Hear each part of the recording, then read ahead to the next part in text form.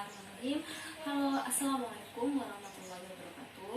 Perkenalkan, nama saya Fitriana Wahyuningsih, mahasiswi program studi pendidikan guru sekolah dasar semester 6 Universitas Juanda Bogor. Nah, pada kesempatan kali ini saya akan memaparkan apa itu sumber dan media pembelajaran yang efektif digunakan untuk pembelajaran, terlebih lagi dalam keadaan pandemi COVID-19 seperti ini yang mengharuskan siswa untuk belajar di rumah atau melalui pembelajaran online. Tujuan dibuatnya video ini yang pertama adalah untuk memenuhi tugas ujian akhir semester saya dalam mata kuliah model pembelajaran IPS SD. Kemudian yang kedua adalah untuk sekedar pengetahuan kepada pendidik ataupun calon pendidik apa itu sumber dan media yang efektif digunakan pada masa pandemi COVID-19 seperti ini. Nah, untuk menghasilkan pembelajaran yang efektif pasti harus memilih media yang bagus juga atau yang sesuai dengan karakter siswa ataupun karakter media pembelajaran sendiri. Nah, kemudian ada sumber belajar. Apa sih sumber belajar? Sumber belajar adalah sesuatu yang dapat dimanfaatkan oleh guru untuk kepentingan belajar mengajar dengan meningkatkan tujuan pembelajaran untuk mencapai keefektifan pembelajaran. Kemudian sumber belajar ini ada beberapa komponen. Yang pertama adalah pesan, orang, kemudian ada software, hardware, kemudian ada lingkungan. Tipe sumber belajar itu ada dua. Yang pertama adalah tipe yang dirancang, yang kedua sumber belajar yang tersedia dan kita tinggal memanfaatkannya. Contohnya yang dirancang itu adalah seperti buku LKS, buku paket, kemudian beberapa aplikasi media pembelajaran itu masuknya dalam sumber belajar yang dirancang. Kemudian sumber belajar yang tersedia dan tinggal memanfaatkan adalah contohnya pelaku ekonomi dalam pasar. Jadi ini ada beberapa kriteria. Yang pertama tujuan, karakteristik siswanya harus diperhatikan, karakteristik sumber belajarnya harus diperhatikan, kemudian alokasi waktu karena waktu ini sangat menentukan keberhasilan pembelajaran. Kemudian ada efektif tidaknya media ini digunakan dalam materi, intinya kongruent nggak sih dengan materi. Kemudian ada biaya karena biasanya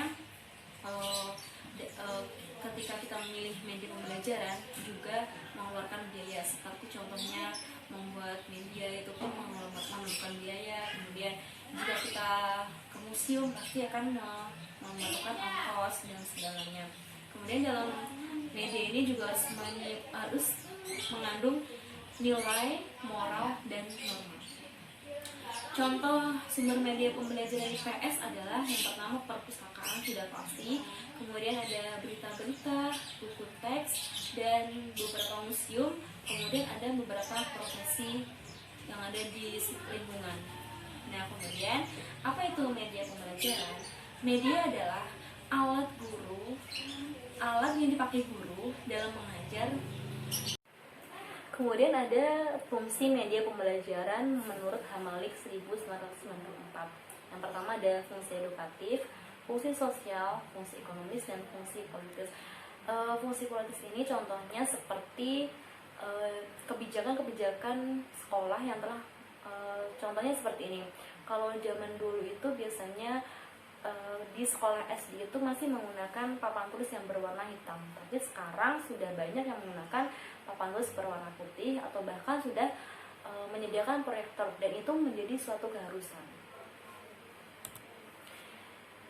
Kemudian peranan media pembelajaran ini pertama adalah yang pasti adalah memperjelas penyajian materi, kemudian mengatasi ruang dan waktu serta daya indera siswa.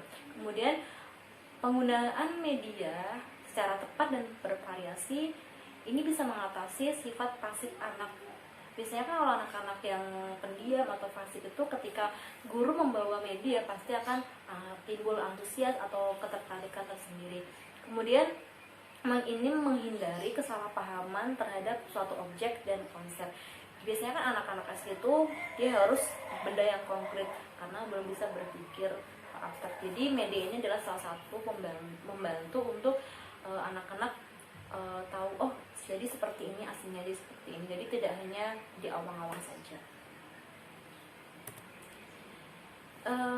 Kemudian dalam media pembelajaran kita juga ada prinsip pemilihan media. Yang pertama adalah media itu sudah jelaskah maksud dan tujuannya. Kemudian kayak akrab apa sih media itu, biasanya yang melibatkan pengetahuan akan sifat dan ciri-ciri media yang akan dipilih. Kemudian yang ketiga, ada sejumlah media yang dapat diperbandingkan karena adanya beberapa pilihan yang kiranya sesuai dengan tujuan pengajaran. Kemudian ada contoh-contoh media pembelajaran IPS. Yang pertama ada lagu. Biasanya lagu-lagu daerah itu bisa menjadi media pembelajaran IPS. Kemudian ada video-video tari-tarian atau video-video tentang globalisasi, itu bisa menjadi salah satu media pembelajaran. Kemudian ada koran itu juga bisa menjadi salah satu media pembelajaran karena biasanya di koran itu ada berita-berita tentang sosial atau berita-berita tentang intinya isu-isu yang terjadi di negara kita ataupun di luar negeri. Kemudian ada aplikasi. Nah, aplikasi ini seperti yang sudah saya sebutkan tadi, yaitu ada macam-macam aplikasi yang bisa dipakai guru untuk membuat media pembelajaran. Yang contohnya itu ada Lektora, kemudian ada Animaker, dan juga ada Powtoon. Karena media pembelajaran ini sangat penting, tetapi tidak menutup kemungkinan ada beberapa alasan guru tidak menggunakan media pembelajaran. Yang pertama, karena media ini membutuhkan persiapan dan waktu yang cukup. Karena biasanya guru itu dituntut banyaknya administrasi, jadi mungkin guru belum sempat membuat media pembelajaran. Kemudian karena banyaknya guru yang masih belum tanggap teknologi, terus kurangnya pengetahuan guru tentang pentingnya media pembelajaran. Kemudian juga guru kurang memahami apa sih arti media pembelajaran yang sesungguhnya.